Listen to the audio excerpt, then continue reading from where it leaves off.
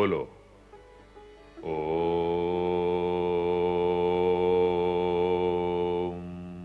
ओम।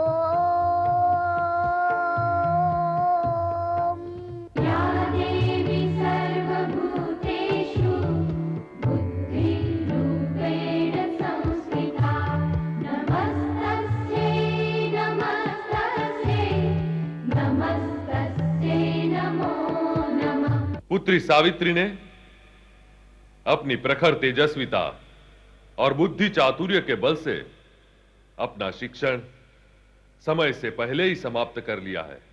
राजन, अब योग्य समय आ गया है कि हम अपनी पुत्री सावित्री की परीक्षा के लिए विश्व भर से विद्वानों को आमंत्रित करें।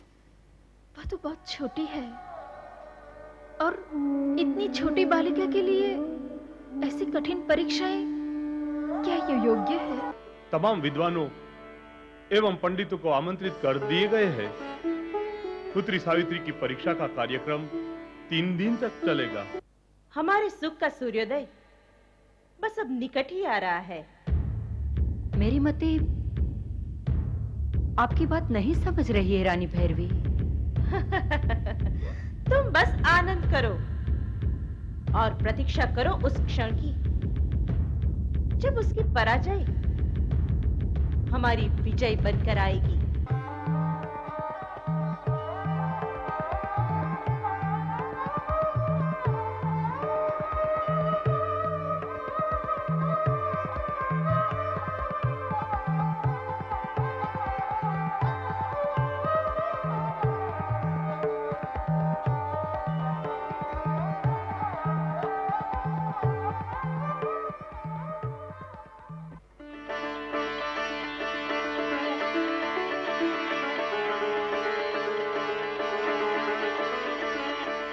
यह क्या है? यह कुतूहलवश पृथ्वी पर क्या देख रहे सब?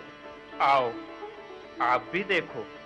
यह दृश्य दुर्लभ है, स्वयं में इतिहास है। यह जगत जननी, स्वयं जगत नियंता खुद की परीक्षा करवाएंगे।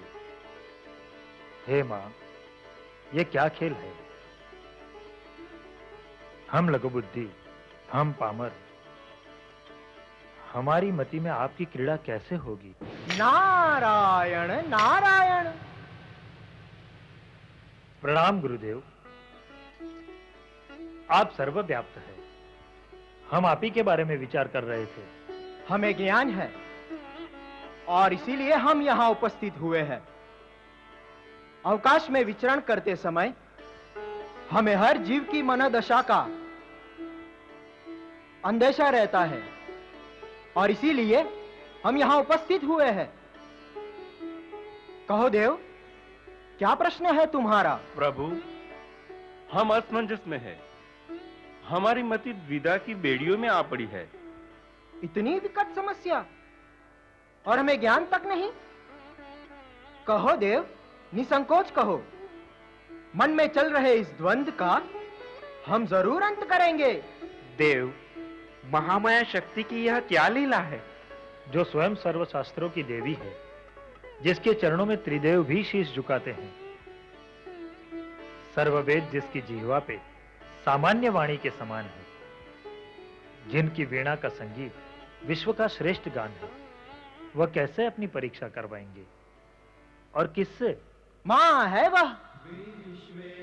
उसे भी तो आनंद चाहिए, उसे भी तो समय चाहिए, क्रीड़ा का, आनंद का, विचरण का। और यह समय वही है। मां स्वयं अपने भक्तों को यह आनंद देना चाहती हो कदाचित। मां की लीला है यह। स्वयं ब्रह्मा के ज्ञान की परिसीमा भी इसे अपने में नहीं समेट सकती। अपने आप को कष्ट देना बंद करो वत्स और मन में पूज्य भाव से साक्षी बनकर इस सारे प्रसंग का आनंद उठाओ। नारायण नारायण। क्यों देवराज इंद्र, सूर्य का तेज चरम सीमा पर लग रहा है इन दिनों। देवर्षि नारद, आप अपनी इस नारद प्रवृत्तियों से बाज नहीं आएंगे। सूर्यदेव जो हमारे विरोधी हैं, आप उनका नाम लेकर हमें क्रोधित करना चाहते हैं। लो, मैं भला क्यों क्रोधित करने लगा आपको? सूर्यदेव का तेज अंश पाकर सावित्री अति बुद्धिमान, अति पराक्रमी प्रमाणित हो चुकी है। यह संदेशा तो मिल ही गया होगा आपको। क्यों नहीं, किंतु आपके कहने का तात्पर्य क्या है? यही कि सूर्यदेव की तेजस्विता के सामने इंद्रदेव का तेज कहीं म्लान तो नहीं हो रहा? देवर्षि नारद, यह कहकर आपने इंद्र की शक्तियों को चुनौती दी है। मैं यह प्रमाणित कर दूंगा कि अगर सूर्यदेव तेजस्वी हैं, तो देवराज इंद्र की शक्तियां भी कम नहीं। यह तो समय ही प्रमाणित करेगा। नारायण नारायण। देवर्षि नारद, आपने देवराज इंद्र की शक्तियों को चुनौती दी है।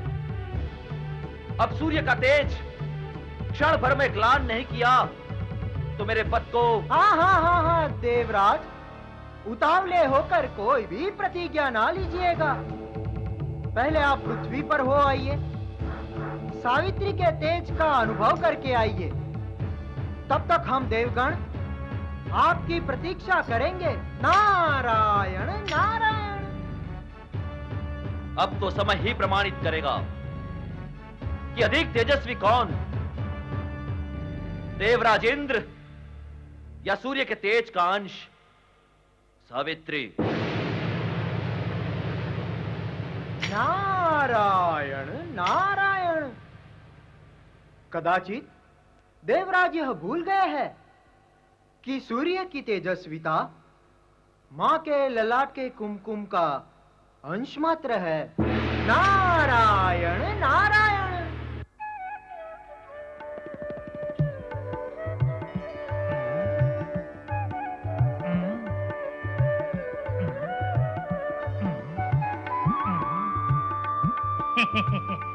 गुरुदेव प्रणाम। हाँ, मैं किंचुक। अरे रुको, कहा ना।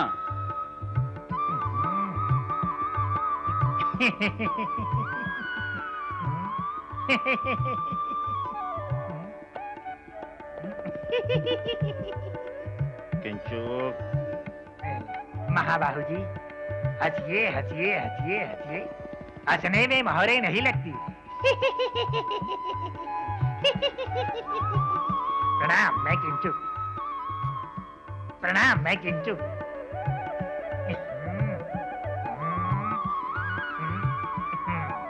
मंत्रीश्वर, मंत्रीश्वर, मंत्रीश्वर, मंत्रीश्वर। क्या है? देख नहीं रहे हो हम व्यस्त हैं? किंतु हम त्रस्त हैं। त्रस्त? हाँ। तुम्हें कौन त्रस्त कहेगा? तुम तो विदूषक हो, सदैव मस्त। वो तो हम रहना चाहते हैं सदैव मस्त। क्यों? किंतु क्या करें, आज ये यहाँ जो सब हो रहा है उससे हम त्रस्त हो गए हैं। ये क्या हो रहा है? अरे वाह, राजमहल में रहते हो और इतना भी नहीं जानते हो कि ये सब राजकुमारी सावित्री के ज्ञान परीक्षण की तैयारियां हो रही है। वो तो हम सब जानते हैं, किंतु ये परीक्षण करेगा कौन? इतने सारे विद्वान आए हैं, देख नहीं रहे हो क्या? किसी के मुखमंडल पर थोड़ी लिखा होता है कि कौन कौन है, कौन विदूषक और कौन मंत्री। मेरे कहने का तात्पर्य यह था कि व्यक्ति को देखकर तो यह ज्ञात नहीं होता ना कि उसकी महिमा क्या है। उसके लिए तो परिचय होना आवश्यक है। सत्य वचन। व्यक्ति की प्रतिभा का परिचय केवल उसकी देहाकृति से करने में क्षति हो सकती है। आओ, मैं तुम्हारा परिचय करवाऊं। ये हैं हमारे मेहमान, दूसरे राज्यों के राजवी। प्रणाम। क्यों प्रणाम? मैं किंचुक।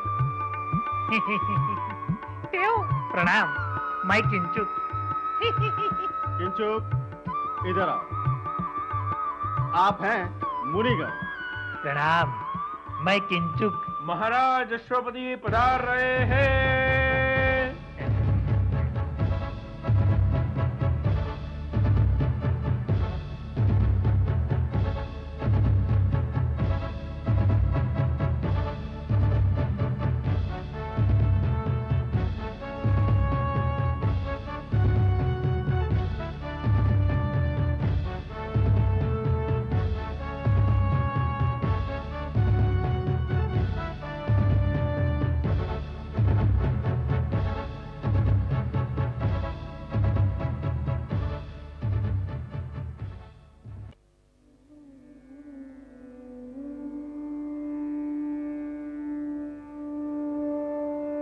मंत्रेश्वर,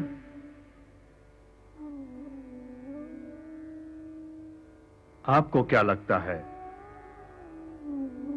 इन विद्वानों और सभाजनों के बीच क्या सावित्री परीक्षा दे पाएगी? महाराज, राजकुमारी सावित्री के प्रशिक्षण काल का मैं स्वयं साक्षी हूं। पुत्री सावित्री बुद्धि एवं बल दोनों में ही अद्वितीय है। किंतु इनकी विद्वता पर तो अनुभव का पूत चढ़ा हुआ है।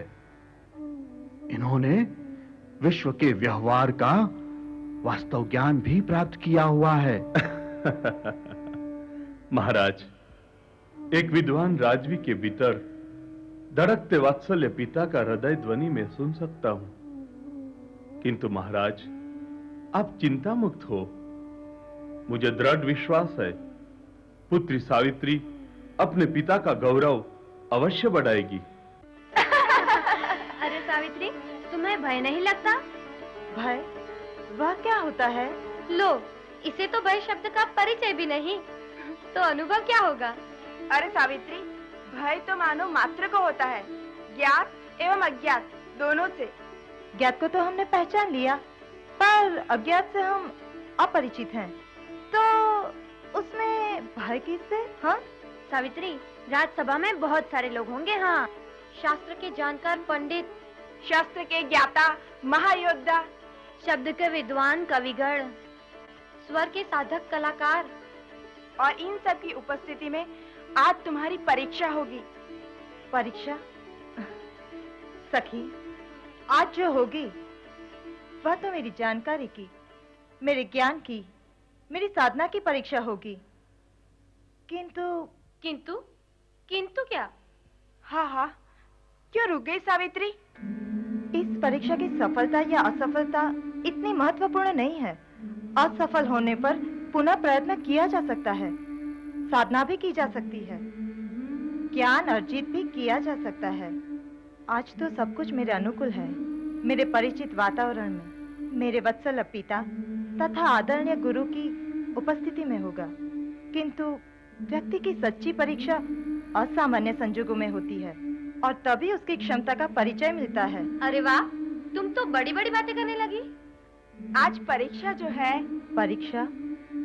जीवन एक परीक्षा है, और हम सब विद्यार्थी। परीक्षार्थी नहीं? नहीं, परीक्षार्थी को असफलता का भय रहता है, किंतु विद्यार्थी हमेशा सीखता रहता है, सच रहता है। अब चले, माँ के पास जाना है, आशीर्वाद भी तो लेने हैं। अब हमें ताज कौन पहनाएगा? हम तीनों।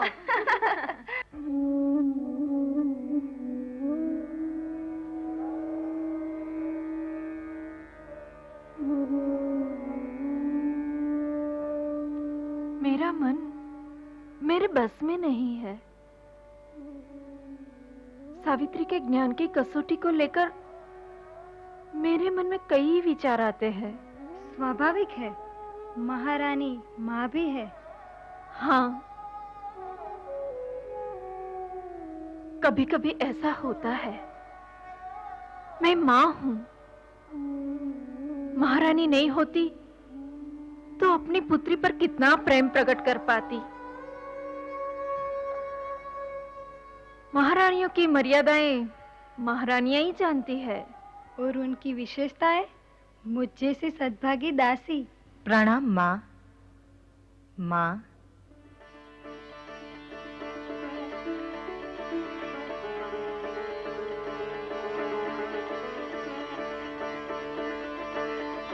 प्रणाम कुंवरी जी। क्या देख रही हूँ माँ? देख भी रही हूँ और विचार भी कर रही हूँ। देख तुम्हें रही हूँ और विचार कर रही हूँ कि समय कितनी गति से आगे बढ़ रहा है। कल की ही बात है, तुम मेरी गोद में खेलती थी और आज राज्यसभा में परीक्षण हेतु जा रही हो। उससे पूर्व मैं आपके आशीर्वाद लेने आई हूँ माँ। माँ के आशीर्वाद के बिना कोई कार्य संपन्न नहीं होता। माँ के आशीर्वाद हमेशा संतानों के साथ ही होते हैं। हाँ, किंतु संतानों का यह प्रथम कर्तव्य है कि वे अपने माता पिता को न भूले। आशीर्वाद दो माँ। अपनी प्रिय पुत्री को किसी की बुरी नजर न लगे। माँ, जिस पर माँ की अमित दृष्टि हो उसे किसी की बुरी नजर नहीं लग सकती। फिर भी तुम आज इस वस्त्र अलंकार में कितनी सुंदर लग रही हो। यह वस्त्र अलंकार तो पहने अथवा उतारे जा सकते हैं, किंतु संस्कार के अलंकार सदैव साथ निभाते हैं। और माँ, देह के सौंदर्य से कई ज्यादा अधिक बुद्धि एवं विद्या का सौंदर्य है। उससे जिसकी भी आत्मा सुशोभित होती है वह चिरंजीवी सौंदर्य का स्वामी है। पुत्री, उसी चिरंजीव सौंदर्य की तुम साम्राज्ञी बनी रहो। यशस्वी भव। आओ, मैं भी तुम्हारे साथ चलती हूँ।